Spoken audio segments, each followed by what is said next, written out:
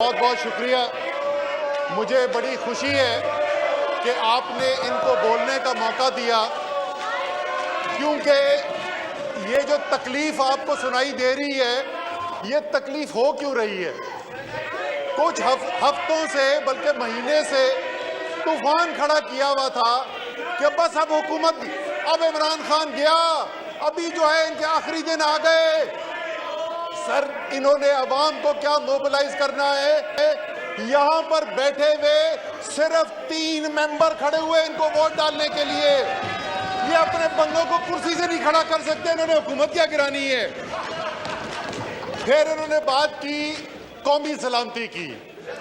Sir ये देखें, वाकई में बहुत सही बात की। अभी किसी ने कहा कि शर्म नहीं आती, बड़ा अच्छी बात की किसी ने।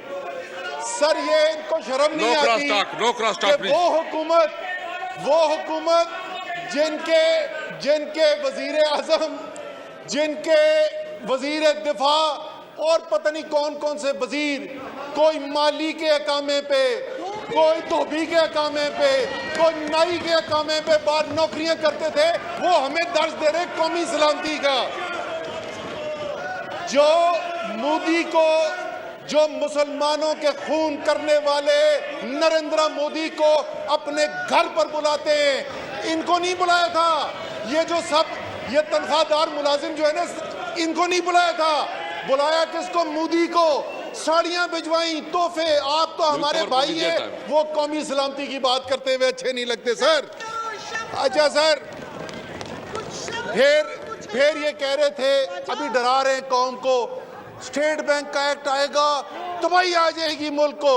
मुझे पता क्या याद आ गया स्पीकर साहब, आज से कोई 1.5 साल पहले दुनिया में कोरोना आ गया, पाकिस्तान में भी कोरोना आ गया, तो एक साहब अच्छे भले, एक से बात अच्छे भले भागे हुए थे, मुल्क से भाग के लंदन में छुपे हुए थे, वो भागे भागे वापस आए, अपना रेज्यूमे उन्होंने अपडेट किया, जॉब एप्लीकेशन उन्होंने अपडेट की, और इधर आके उन्होंने लहराना शुरू कर दिया, मैं बचाऊंगा।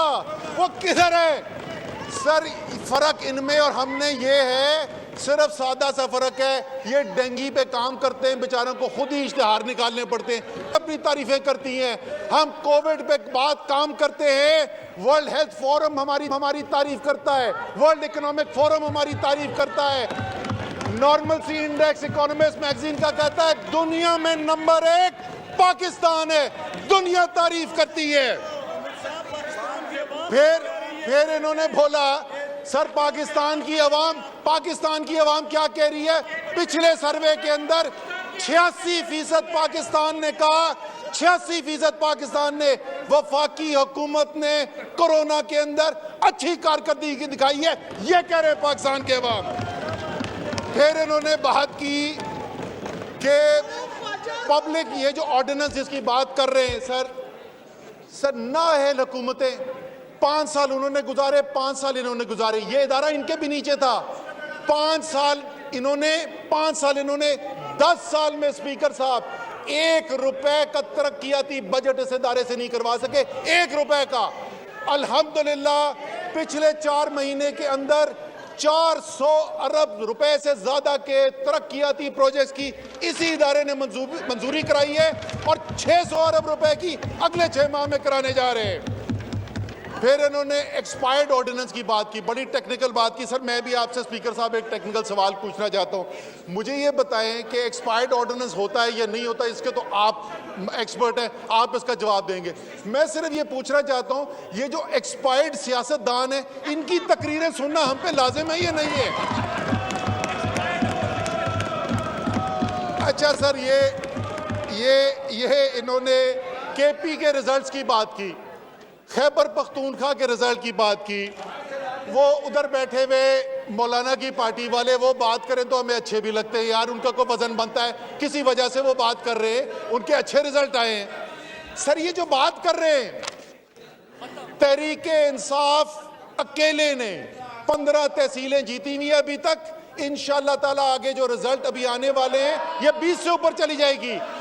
ये सारे मुस्लिम लीग नून, पाकिस्तान पीपल्स पार्टी, एएनपी, तीनों मिलके टोटल 9 तहसीलें जीत के बैठे हुए, अकेले तरीके इंसाफ से कम। तो मेरी सर लेकिन हैं तो हमारे ही कॉलीग्स इस हाउस के अंदर बैठे हुए।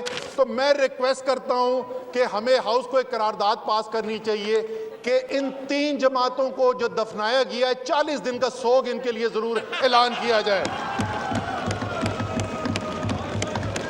और उसके बाद आपको पता है ये वही पार्टी है कि जिसके लीडर ने खड़े होकर यहां पर कहा कि वो पाकिस्तान का जिसको दुनिया ने देखा, जिन्होंने पाकिस्तान की तरफ भारत ने नजर उठाने की कोशिश की, हमने उनको सिर्फ जहाज गिराकर, कैदी बनाकर, चाय बनाकर, जलील करके वापस नहीं भेजा। दुनिया ने देखा कि वो 6 गुना बड़ा मुल्क जो है हमसे खौफजदा है। और इनके लीडर कहते हैं टांगे कांप रही थी। आज शर्म की इंतहा होती है, शर्म की इंतहा होती है। पाकिस्तान की पार्लियामेंट में लीडर खड़ा होके पाकिस्तान के सरेंडर की बात कर रहा है। मैं सिर्फ इसी बात अपनी खत्म करूंगा। कोई शर्म होती है, कोई हया होती है। Now I put the resolution to the House. It has been moved that the National Assembly resolve to extend the Pakistan Coal Slab Research in Water Resources PCRWR Amendment Ordinance 2021-19 of 2020 for the further period of 120 days with effect of 29 December 2021 under proviso to sub-paragraph 2 of paragraph A of class 2 of Article 89 of the Constitution of Islamic Republic of Pakistan. All those in favor of the resolution may say aye. All those say no. I think ayes have it. Consequently, the resolution is adopted. मैं request करता हूं कि हमें house को एक करारदाद पास करनी चाहिए कि इन 3 जमातों को जो दफनाया गया है 40 दिन का सोग इनके लिए जरूर ऐलान किया जाए। और उसके बाद आपको पता है ये वही पार्टी है कि जिसके लीडर ने खड़े होकर यहां पर कहा कि वो पाकिस्तान का जिसको दुनिया ने देखा, जिन्होंने पाकिस्तान की तरफ भारत ने नजर उठाने की कोशिश की, हमने उनको सिर्फ जहाज गिराकर, कैदी बनाकर, चाय बनाकर, जलील करके वापस नहीं भेजा।